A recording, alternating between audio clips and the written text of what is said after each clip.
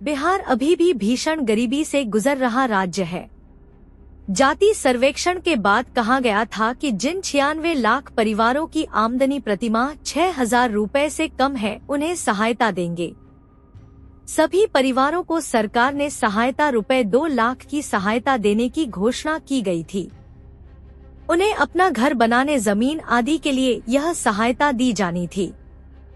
इन परिवारों को पहले 50,000 रुपए की दर से सहायता देने की घोषणा कर दी गई थी।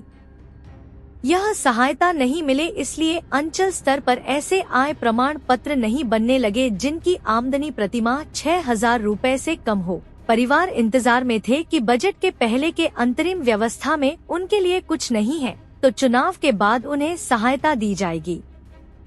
इस तरह यह 2026 का लगभग 3.5 लाख करोड़ रुपए का बजट जब इस सवाल पर मौन धारण कर लेता है, तब आगे क्या संभावना रह जाएगी।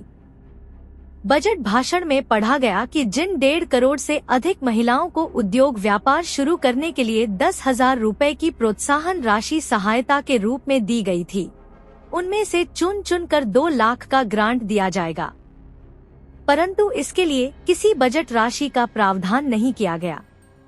इस तरह यह बजट वादा खिलाफी का बजट है। बजट की तीसरी बात यह है कि कहा गया कि 50 लाख करोड़ रुपए का निजी निवेश राज्य में आमंत्रित किया जाएगा। कैसे यह होगा, यह स्पष्ट नहीं है। बजट को आकांक्षा पत्र या अभिलाषा पत्र नहीं कहते हैं। बजट भाषण में यह अभिलाषा की जा सकती है जिसके लिए बजट राशि का प्रावधान किया गया है। उद्योग क्षेत्र में तो पहले का वादा है कि बिहार के 25 बंद चीनी मिलों को फिर से चालू किया जाएगा। यह पहले से वादा है कि इनके अलावा भी चीनी मिल चालू किया जाएगा। केंद्रीय खाद्य प्रसंस्करण मंत्री चिराग पासवान यह भ्रम जरूर देते हैं कि वह बिहार के प्रति सरोकार रखते हैं, परंतु अपने पिता की तरह भी उनका कोई सरोकार जाहिर नहीं होता। खाद्य प्रसंस्करण विभाग मिल गया है और बिहार में भी खाद्य प्रसंस्करण के जुमले छोड़े जाते हैं।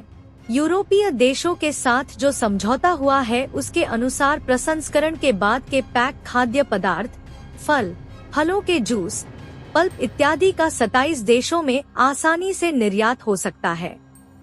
न केंद्र की कोई फसल है और न ही बिहार में ऐसा कोई संकेत मिला है कि बिहार के फलों के प्रसंस्करण का कारखाना लगेगा।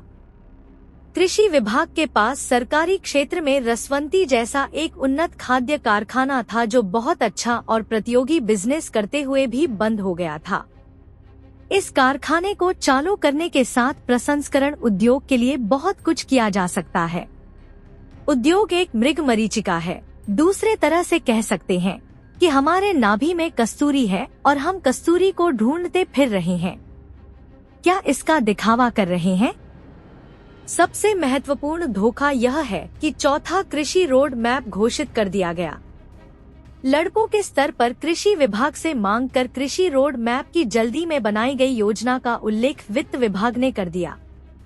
80 वर्ष के वित्त मंत्री ने बजट के रूप में झूठ को छुपाने का पुलिंदा जारी कर दिया। कृषि रोड मैप को पूरा पढ़ करके इसकी समीक्षा की जानी है।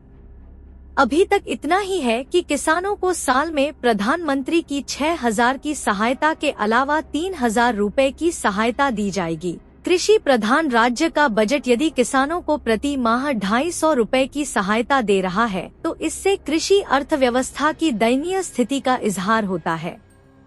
जहां चुनाव के पहले राज्य सरकार ने 400 रुपए प्रति माह की सामाजिक सहायता की राशि को बढ़ाकर 1100 रुपए प्रति माह कर दिया था, वहीं किसानों के लिए 250 रुपए प्रति माह की घोषणा कर रही है।